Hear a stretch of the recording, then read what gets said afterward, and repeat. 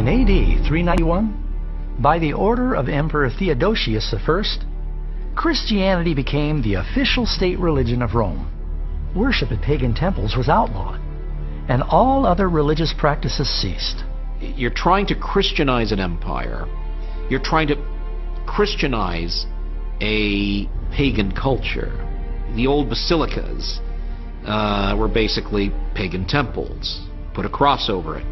Put in paintings of biblical scenes, biblical heroes and saints and martyrs. So Christians actually deliberately at times and purposefully, as a strategy, take pagan not only places but rituals or ideas, and as they think, subvert them to advance the cause of spreading Christianity. What we don't know is the extent to which they think this through and say, well, at what point is it legitimate to do this, and at what point do we perhaps begin to be taking on other ideas? The speed with which the early church tobogganed into apostasy will take your breath away. As millions of pagans hastily joined the church, they were naturally reluctant to dispose of their idol treasures. The Romans and the Greeks were so used to being surrounded by symbols of their deities. They began doing the same thing with Christianity. So many of these new converts just relabeled their idols with Christian names, like Paul, Mary, and Peter. A statue of Jupiter became a statue of Peter. And we know that because it has a sun disk right over its head that indicates that this is not Peter, but it's a pagan statue that's been renamed. The representations of Isis, which is originally an Egyptian goddess but has become very Greek already, becomes essentially the representation of Mary carrying her child. You have a mother and child tradition all the way down through history. You have it in Mithraism, you have it in Babylon, you have it all the way back in Persia. It appears that Mary acquired some of the characteristics that were associated with some of these other goddesses. She wears a dark blue coat and she stands on the half moon. She is the mother of all gods.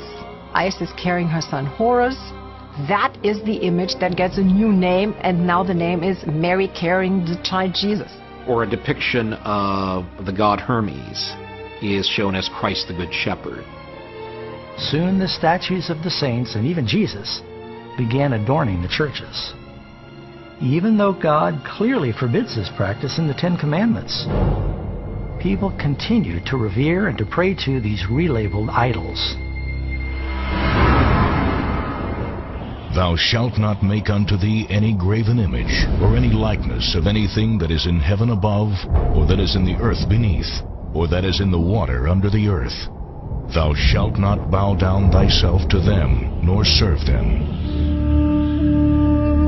Related to the last point is the veneration of Mary, the mother of Jesus.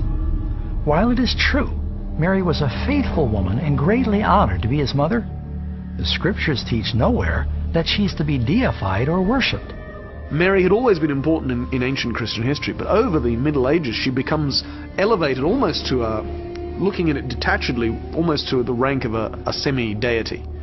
The Virgin Mary was believed to be the one who would speak up for guilty human beings to her supremely virtuous and judgmental and rather censorious son. It's a very strange image, but that's how the religious art of the period shows it. The Bible does not venerate Mary as a special saint. It lifts her up as a pure, wonderful woman used by God to give birth to the Messiah. Yet, at the Council of Nicaea in 325, the Church elevated Mary to the stature of a goddess and co-mediator with Christ. Even as early as the late 4th century, churches were being dedicated to the Virgin Mary.